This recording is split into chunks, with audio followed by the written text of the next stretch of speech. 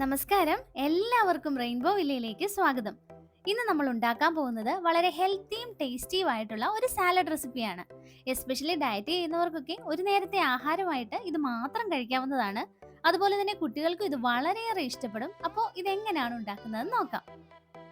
ഇതിനായിട്ട് നമുക്കൊരു 1/4 കപ്പ് സേമിയ ഒന്ന് വറുത്തെടുക്കണം. ഓയിലൊന്നും അപ്ലൈ ചെയ്യേണ്ട ആവശ്യമില്ല. ജസ്റ്റ് നോൺ സ്റ്റിക്ക് പാനിലിട്ട് ഇതുപോലൊന്ന് മീഡിയം ഫ്ലെയിമിൽ വെച്ച് വറുത്തെടുത്താൽ മതി.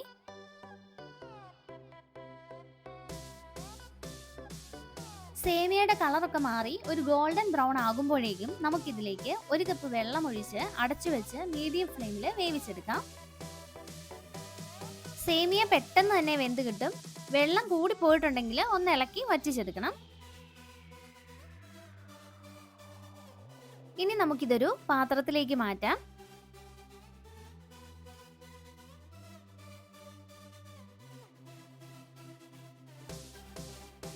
ഇനി നമുക്കിതിലേക്ക് ഒരു പകുതി ക്യാപ്സിക്കം ചെറുതായിട്ട് നീളത്തിൽ അരിഞ്ഞത് ഇട്ട് കൊടുക്കാം. ഒരു ചെറിയ സവോള ചെറുതായിട്ട് അരിഞ്ഞെടുത്തത് കൂടി ഇട്ട് കൊടുക്കാം.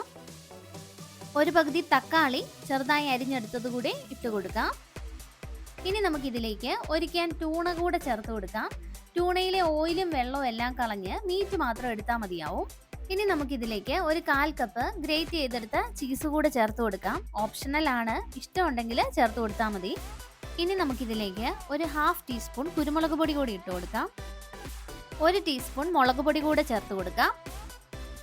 ആവശ്യത്തിന് ഉപ്പ് കൂടെ ചേർത്ത് കൊടുക്കണം.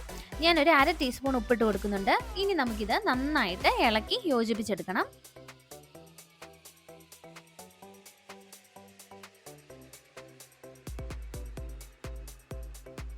അപ്പോൾ ഇത്രയേ ഉള്ളൂ. രാവിലെയോ വൈകുന്നേരമോ ഉച്ചയ്ക്കോ ഏത് ടൈമിലും വേണേലും കഴിക്കാവുന്നതാണ്. ഉണ്ടാക്കാനാണേലും വളരെ എളുപ്പമാണ്. അപ്പോൾ എല്ലാവരും ട്രൈ ചെയ്ത് നോക്കണം. വീഡിയോ ഇഷ്ടപ്പെട്ടാൽ ലൈക്ക് ചെയ്യണം, സപ്പോർട്ട് ചെയ്യണം.